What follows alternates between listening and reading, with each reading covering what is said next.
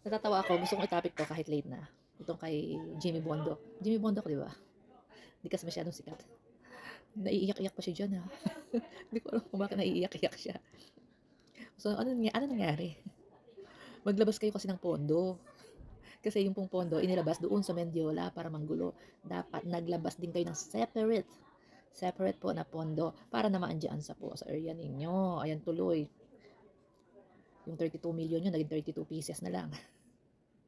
Natatawa ako dun sa pagmumukha ni Jimmy Bondoc. Best actor.